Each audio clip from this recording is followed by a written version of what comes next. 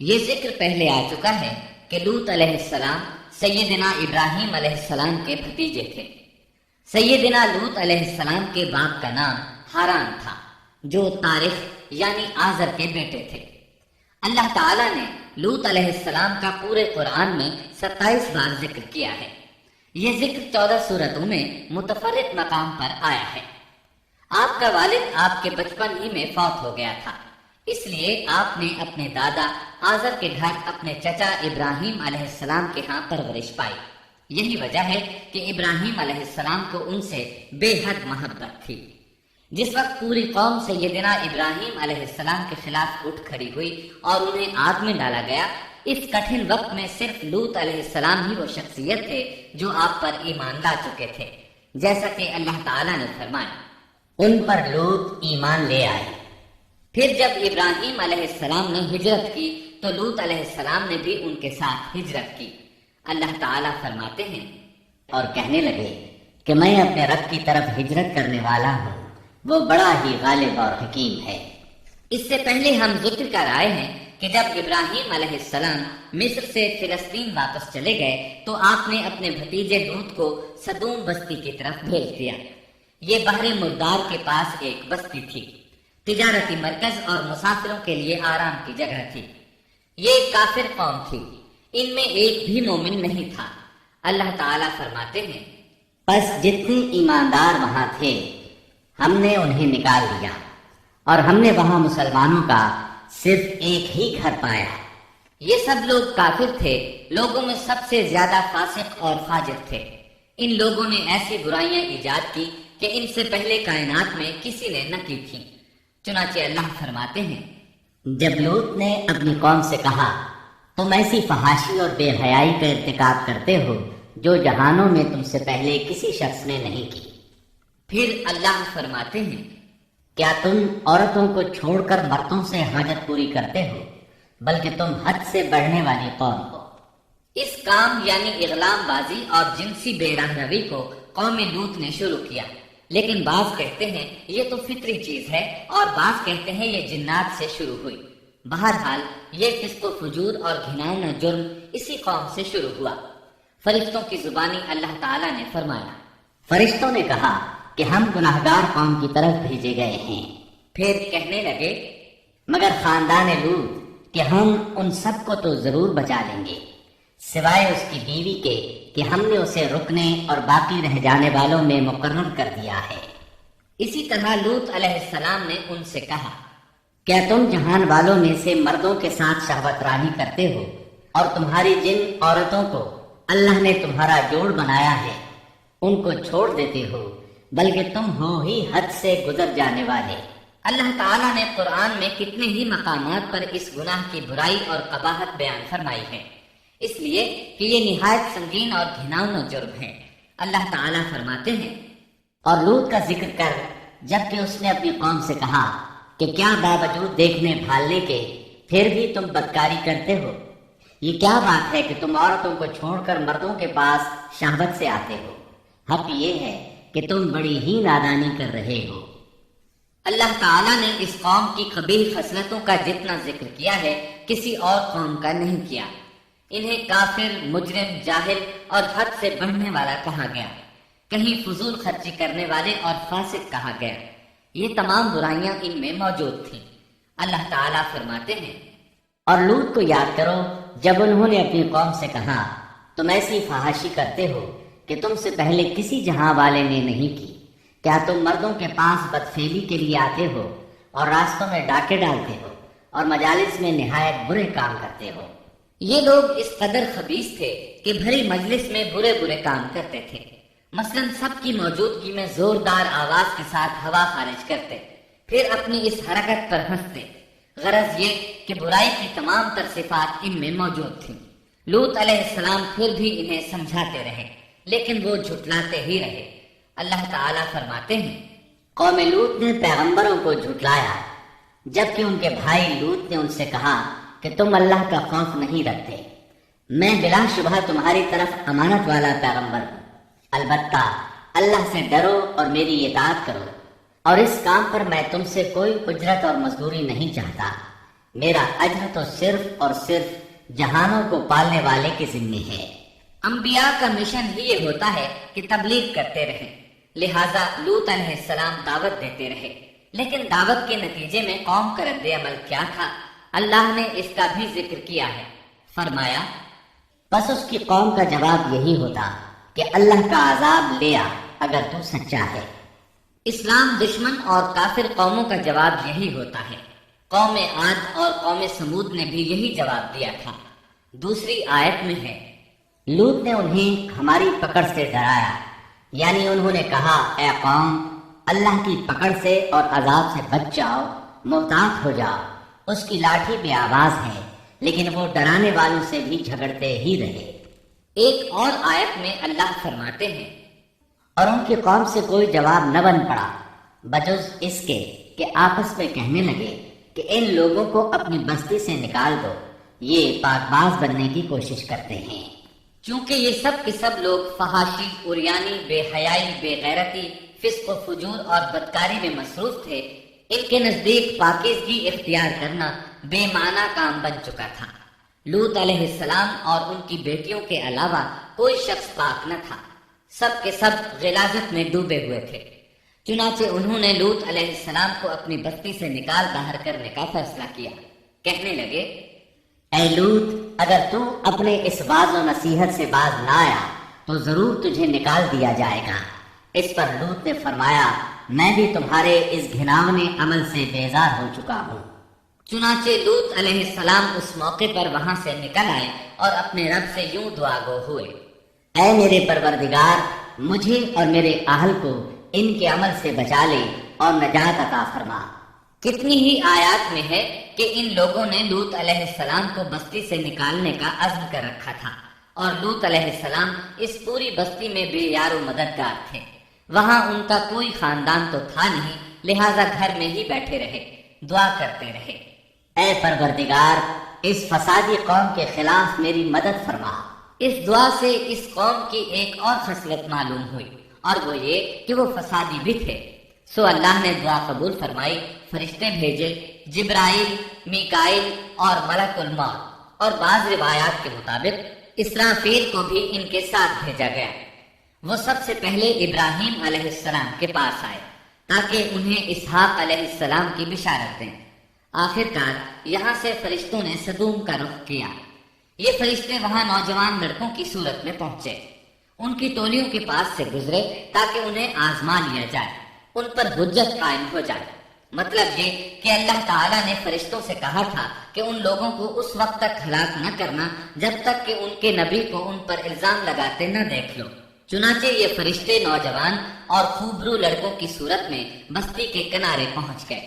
لوط علیہ السلام کی ایک بیٹی بستی سے باہر کنارے پر رہتی تھی۔ جب اس نے انہیں دیکھا تو ڈر گئی۔ اس نے سوچا، ہماری قوم کے لوگوں نے اگر انہیں دیکھ لیا تو ضرور ان سے برائی کرتے رہیں گے، اس لیے وہ اپنے والد لوط علیہ السلام کی طرف دوڑی، ان کے پاس پہنچ کر کہنے لگی، میں نے چند نوجوان لڑکوں کو دیکھا ہے اور میں ان کے بارے میں خوفزدہ ہوں۔ لوط علیہ السلام جلدی سے ان کی طرف آئے، ان سے پوچھا، آپ کیسے آئے ہیں؟ انہوں نے بتایا، ہم آپ کے مہمان ہیں۔ لوط علیہ السلام چاہتے تھے انہیں باہر ہی سے دوسری طرف روانہ کر دیں، لیکن جب انہوں نے کہا کہ ہم مہمان ہیں تو وہ انہیں جانے کے لیے نہ کہہ سکے، چنانچہ ان سے بولے، اللہ کی قسم، زمین کی پشت پر اس سے خبیث اور گندی قوم ہم نے نہیں دیکھی، اور نہ ہی کسی کے بارے میں ایسا معلوم ہوا۔ آپ نے دوبارہ، سہ اور پھر چوتھی بار بھی ان سے یہی بات کہی تاکہ ان نوجوانوں کو حالات کا علم ہو جائے، وہ بھانپ لیں، لیکن وہ تو فرشتے تھے اور لوط علیہ السلام کی قوم کے خلاف گواہی تلاش کر رہے تھے۔ آخر لوط علیہ السلام انہیں اپنے گھر لے آئے، انہیں بٹھایا۔ لوط علیہ السلام کی بیوی کافر تھی اور قوم کے ساتھ تھی۔ وہ باہر گئی اور اس نے لوگوں کو بتایا کہ اس نے لوط علیہ السلام کے گھر میں ایسے خوبصورت چہروں والے نوجوان دیکھے ہیں کہ زمین پر آج تک ان جیسے کہیں نظر نہیں آئے۔ یہ سنتے ہی وہ سب لوط علیہ السلام کے گھر کی طرف لپکے۔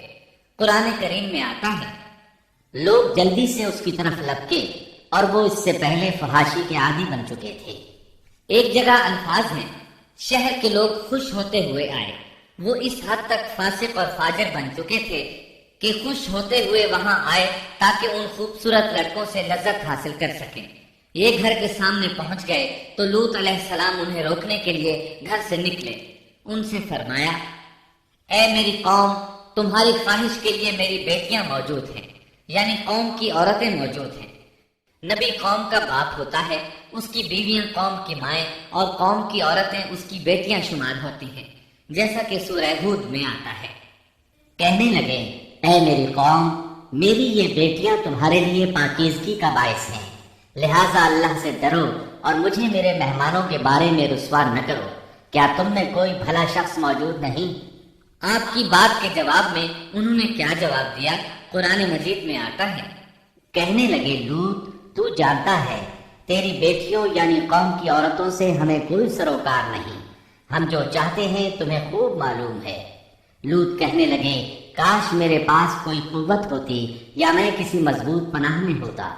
لوط علیہ السلام کے پاس کچھ بھی تو نہیں تھا، صرف ان کی اپنی بیٹیاں ان پر ایمان لائی تھیں، یہاں تک کہ ان کی بیوی بھی کافر تھی۔ بخاری اور مسلم کی روایت ہے، نبی کریم صلی اللہ علیہ وسلم نے فرمایا، اللہ تعالیٰ لوط پر رحمت فرمائے، وہ اللہ تعالیٰ کی طرف پناہ لیتے تھے۔ مفسرین کا کہنا ہے کہ لوط علیہ السلام کے بعد اللہ نے جو نبی بھیجا وہ کسی اونچے خاندان اور قبیلے کا چشم و چراغ ہوتا تھا جو اس کی حفاظت کرنے کے قابل ہوتا تھا۔ لوط علیہ السلام کے ساتھ کوئی مددگار نہیں تھا۔ ایک دوسرے مقام پر اللہ تعالیٰ فرماتے ہیں، اور شہر کے لوگ خوش ہوتے ہوئے آئے۔ لوط نے کہا، یہ میرے مہمان ہیں، مجھے رسوا نہ کرو، اللہ سے ڈرو اور مجھے ذلیل نہ کرو۔ انہوں نے کہا، کیا ہم نے تجھے جہان والوں کے بارے میں منع نہیں کیا؟ یعنی انہوں نے آپ کو تبلیغ وغیرہ سے بھی روک دیا تھا۔ لوط نے کہا، اگر خواہش پوری کرنا چاہتے ہو تو میری بیٹیاں یعنی قوم کی عورتیں موجود ہیں، ان سے کر لو۔ اے پیغمبر، تیری عمر کی قسم، وہ لوگ اپنی مدہوشی میں مست تھے۔ اللہ تعالیٰ نے کسی انسان کی عمر کی قسم نہیں کھائی سوائے نبی کریم صلی اللہ علیہ وسلم کے، اور یہ اعزاز آپ کے شرف، عزت اور تکریم پر دلیل ہے۔ اب ان لوگوں نے گھر میں داخل ہونے کی تیاری کر لی۔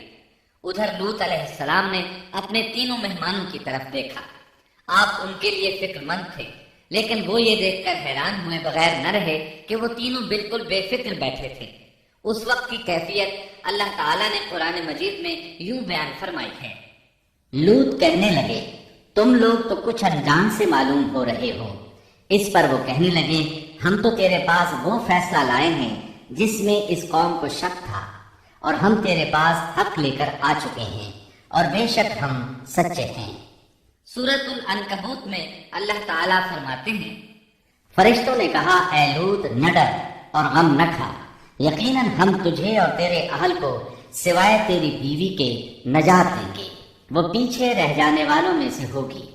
ہم اس بستی والوں پر ان کے گناہوں کے سبب آسمان سے عذاب نازل کرنے والے ہیں۔ انہوں نے یہ بھی کہا، کہنے لگے، اے لوط، ہم اللہ کے بھیجے ہوئے فرشتے ہیں، یہ لوگ تجھ تک نہ پہنچ پائیں گے، یعنی تجھے تکلیف نہیں پہنچا سکیں گے۔ پھر ان میں سے ایک شخص نے اندر داخل ہونے کی کوشش کی۔ جبریل اٹھے، انہیں ایک ایسی ضرب لگائی کہ تمام کے تمام اوندھے ہو گئے۔ اس بارے میں اللہ کا فرمان ہے، انہوں نے لوط کو اس کے مہمانوں کے بارے میں پھسلانے کی کوشش کی تو ہم نے ان کی آنکھیں مٹا ڈالی۔ اللہ تعالیٰ سورۃ القمر میں فرماتے ہیں، فذوقوا عذابی ونذر، پس میرا عذاب اور ڈرانا چکھو۔ وہ دھمکیاں دینے لگے اور واپس جاتے ہوئے کہنے لگے، ہم تجھ سے کل نبٹ لیں گے۔ انہوں نے سزا محسوس بھی کر لی، لیکن پھر بھی توبہ نہ کی۔ اس وقت فرشتوں نے کہا، یقیناً ان کے وعدے کا وقت صبح کا ہے، اور کیا صبح بالکل قریب نہیں؟ صبح تک انہیں مہلت مل گئی۔ فرشتوں نے کہا، اے لوط، اپنے آل کو رات کے حصے میں لے کر نکل جا، اور ان کے پیچھے پیچھے تو چل، اور تم میں سے کوئی پیچھے مڑ کر نہ دیکھے، اور جہاں تمہیں حکم ہو چلے جاؤ۔ اور ہم نے اسے وہ فیصلہ سنا دیا کہ صبح ہوتے ہی اس قوم کی جڑ کاٹ دی جائے گی۔ اسی طرح اللہ تعالیٰ سورۃ الشعراء آیت 170 اور 171 میں فرماتے ہیں، ہم نے اسے اور اس کے تمام اہل کو نجات دی سوائے اس کی بیوی کے جو پیچھے رہنے والوں میں سے تھی۔ سورۃ القمر میں اللہ تعالیٰ فرماتے ہیں، تمام ہلاک ہو گئے سوائے لوط کی آل کے، انہیں ہم نے صبح سحری کے وقت یعنی رات کے آخری حصے میں نجات دی، یہ ہمارا احسان تھا اور اسی طرح ہم شکر گزاروں کو بدلہ دیتے ہیں۔ چنانچہ لوط علیہ السلام نکل کھڑے ہوئے، ان کے ساتھ ان کی صرف 2 بیٹیاں تھیں، وہ بستی سے نکل گئے۔ پھر صبح ہوئی، روشنی پھیلنے لگی تو عذاب آ گیا، اور صبح سویرے ہی انہیں ٹھہرنے والے عذاب نے آ لیا، بس تم میرے عذاب اور ڈرانے کا مزہ چکھو۔ یہ عذاب کیسا تھا؟ جبریل علیہ السلام آئے، اپنا پر زمین کے نیچے داخل کیا، اس مکمل بستی کو اکھیڑا اور آسمان کی طرف اٹھا کر لے گئے۔ کہا جاتا ہے کہ فرشتوں نے اس بستی کے مرغوں کی اذان اور کتوں کے بھونکنے کی آوازیں سنی اور لوگوں نے فرشتوں کی تسبیح سن لی۔ جبریل علیہ السلام نے ایک چیخ ماری، سب بجھی ہوئی آگ کی طرح ہو گئے، پھر مکمل بستی کو پکڑ کر الٹا دیا، ہر ایک کے لیے آسمان میں پتھر تیار تھا، بہرحال اس کو زمین پر دے مارا۔ اللہ تعالیٰ سورہ ہود میں فرماتے ہیں، بس جب ہمارا حکم آیا تو ہم نے اس کا اوپر والا حصہ نیچے کیا اور ان پر کنکریلے پتھر برسائے جو تہ بتہ تھے، تیرے رب کی طرف سے نشاندار تھے اور وہ ان ظالموں سے کچھ دور نہیں تھے۔ سورۃ الحجر میں اللہ فرماتے ہیں، روشنی ہوتے ہی انہیں بڑے زور کی چیخ نے پکڑ لیا، پھر ہم نے اس کا بلند حصہ نیچے کیا اور ان پر کنکر والے پتھر برسائے۔ سورۃ الشعراء میں اللہ فرماتے ہیں، اور ہم نے ان پر ایک خاص قسم کا می برسایا، پس بہت ہی برا می تھا جو ڈرائے گئے ہوئے لوگوں پر برسا۔ یہ ماجرا بھی سراسر عبرت ہے، ان میں سے بھی اکثر مسلمان نہ تھے۔ بے شک تیرا پروردگار وہی ہے غلبے والا، مہربانی والا۔ سورۃ النجم میں اللہ فرماتے ہیں، اور اس نے الٹائی ہوئی بستیاں گرا دی، پھر ان کو اس چیز سے ڈھانپا جس سے بھی ڈھانپا، مطلب یہ کہ ان پر پتھروں کی بارش برسائی۔ پس تم اپنے رب کی کون کون سی نعمتوں میں جھگڑو گے؟ یہ شخص بھی پہلے ڈرانے والوں کی طرح ایک ڈرانے والا ہے۔ اس طرح یہ بستی صدوم بحر مردار کے علاقے میں تہس نہس ہو گئی اور اس کے آثار و نشانات قیامت تک کے لیے چھوڑ دیے گئے ہیں۔ ان نشانات کو اسی لیے باقی چھوڑا گیا ہے کہ سارا جہان ان کو دیکھ کر عبرت پکڑے، فحاشیوں سے باز آ جائے، خاص طور پر سب سے بڑی فحاشی جو قوم لوط کا عمل تھا اس سے باز آ جائے۔ سیدنا لوط علیہ السلام کے اس قصے میں قرآن حکیم اور احادیث نبوی سے یہ بات ثابت ہوتی ہے کہ سیدنا لوط علیہ السلام جس قوم کی طرف مبعوث کیے گئے تھے وہ قوم اخلاق کے اعتبار سے بالکل ختم ہو چکی تھی اور اب اس کی اصلاح ناممکن ہو چکی تھی۔ اس قوم نے اپنے جرم کو جرم بھی نہیں سمجھا تھا، عام مقامات پر اعلانیہ بے حیائی کرنا ان کا مشغلہ تھا۔ یہ ایسا عمل تھا جس کی ماضی میں کوئی نظیر نہیں ملتی۔ مردوں کا مردوں سے اختلاط اور عورتوں کا عورتوں سے، یہ ایسا فعل تھا جو جنگل کے وحشی جانور بھی نہیں کرتے۔ یہی وجہ تھی کہ یہ قوم اپنے میں سے کچھ نیک لوگوں کو بھی برداشت نہیں کرتی تھی، وہ انہیں نیکی اور شرافت کی دعوت دیتے تھے، اسی لیے وہ ان کے سخت مخالف ہو گئے تھے۔ قرآن کریم نے اس قوم کے 3 بڑے جرائم کا ذکر کیا ہے۔ یہ کہ تم مردوں سے بدفعلی کرتے ہو، مسافروں کو لوٹ لیتے ہو، عام مجلسوں میں اعلانیہ فحاشی کرتے ہو۔ ان 3 گناہوں میں سے سب سے پہلا گناہ بدترین گناہ تھا۔ یہ گناہ اس قوم سے پہلے کسی نے نہیں کیا تھا، گویا وہ اس گناہ کو ایجاد کرنے والے تھے، اور یہ گناہ زنا سے بھی زیادہ شدید ہے۔ قرآن کریم اور احادیث کی روح سے اغلام بازی ایک بدترین گناہ ہے۔ احادیث میں اس گناہ کی مختلف سزائیں آئی ہیں۔ ایک روایت میں ہے کہ فاعل اور مفعول دونوں کو قتل کر دو۔ بستی صدوم عذاب کے نزول سے قبل کن حالات سے دوچار تھی، سورۃ الزاریات آیت 35 اور 36 میں یوں بیان ہوا ہے، پھر ہم نے ان سب لوگوں کو نکال لیا جو اس بستی میں مومن تھے، یعنی لوط علیہ السلام اور ان پر ایمان لانے والے۔ سو ہم نے اس بستی میں سوائے ایک گھر کے مسلمانوں کا کوئی گھر نہ پایا۔ اس کا مطلب ہے وہاں صرف سیدنا لوط علیہ السلام اور ان کا گھرانہ مسلمان تھا، باقی سب گھر کافروں کے تھے۔ اللہ تعالیٰ کسی قوم کی مکمل تباہی کا فیصلہ اس وقت تک نہیں کرتے جب تک کہ اس قوم میں کچھ قابل لحاظ بھلائی موجود ہو، مگر جب قوم کا حال یہ ہو جائے کہ اس میں بھلائی آٹے میں نمک کے برابر بھی باقی نہ رہے، تو ایسی صورت میں اللہ کا قانون یہ ہے کہ نبی اور اس پر ایمان لانے والوں کو اپنی قدرت خاص سے کسی نہ کسی طرح بچا لیا جاتا ہے، اور باقی لوگوں کے ساتھ وہی معاملہ کیا جاتا ہے جو ہوش مند تاجر اپنے ٹوکرے کے گلے سڑے پھلوں کے ساتھ کرتا ہے۔ اچھے پھل ان میں سے نکال لیتا ہے اور سڑے ہوئے باہر پھینک دیتا ہے۔ عذاب کے بعد اللہ تعالیٰ نے اس شہر کے کھنڈرات کے بارے میں سورۃ الذاریات آیت 37 میں یوں فرمایا ہے، اس عذاب کے بعد ہم نے وہاں بس ایک نشانی ان لوگوں کے لیے چھوڑ دی جو دردناک عذاب سے ڈرتے تھے۔ اس نشانی سے مراد بحیرہ مردار ہے۔ اس کا جنوبی علاقہ آج بھی ایک عظیم تباہی کے آثار پیش کر رہا ہے۔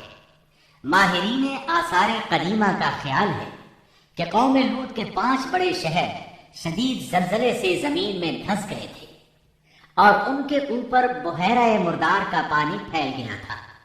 اس خیال کی وجہ یہ بتائی جاتی ہے کہ بحیرہ مردار کا وہ حصہ جو اللسان نامی جزیرے کے جنوب میں واقع ہے وہ صاف طور پر بعد میں پیدا ہوا ہے، اور قدیم بحیرہ مردار کے جو آثار اس جزیرے کے شمال میں نظر آتے ہیں وہ جنوب میں پائے جانے والے آثار سے بالکل مختلف ہیں۔ ماہرین آثار قدیمہ نے اس سے یہ بات اخذ کی ہے کہ جنوب کا حصہ پہلے اس بحیرہ کی سطح سے بلند تھا، بعد میں زلزلے سے دھنس کر زمین کے نیچے چلا گیا۔ اس دھنسنے کا زمانہ بھی 2000 برس قبل مسیح کے قریب معلوم ہوتا ہے، اور یہ زمانہ تاریخ کے اعتبار سے سیدنا ابراہیم علیہ السلام اور سیدنا لوط علیہ السلام کا زمانہ ہے۔ 1965 عیسوی میں آثار قدیمہ کی ایک امریکی ٹیم کو اللسان جزیرے پر ایک بہت بڑا قبرستان ملا۔ اس میں 20,000 سے زائد قبریں تھیں۔ اس سے اندازہ ہوتا ہے کہ قریب ہی کوئی بڑا شہر آباد تھا۔ اس لیے عین ممکن ہے کہ جس شہر کا یہ قبرستان ہے وہ بحیرہ میں غرق ہو چکا ہو۔ بحیرہ کے جنوب میں جو علاقہ ہے اس پہ اب بھی ہر طرف تباہی کے آثار موجود ہیں، اور زمین میں گندھک، رال، کول تار اور قدرتی گیس کے اتنے بڑے ذخائر پائے گئے ہیں کہ ان کو دیکھ کر یقین ہو جاتا ہے کہ کسی وقت بجلیوں کے گرنے سے یا آتش فشاں کا لاوا نکلنے سے یہاں آگ پھٹ پڑی تھی۔ اللہ تعالیٰ سورہ ہود کی آیت 83 میں ارشاد فرماتے ہیں، پتھراؤں کا یہ عذاب آج بھی ظالموں سے دور نہیں۔ مطلب یہ کہ جو قوم اس قوم کی طرح ظلم اور بے حیائی پر جم جائے وہ اپنے آپ کو اس جیسے عذاب سے دور نہ خیال کرے۔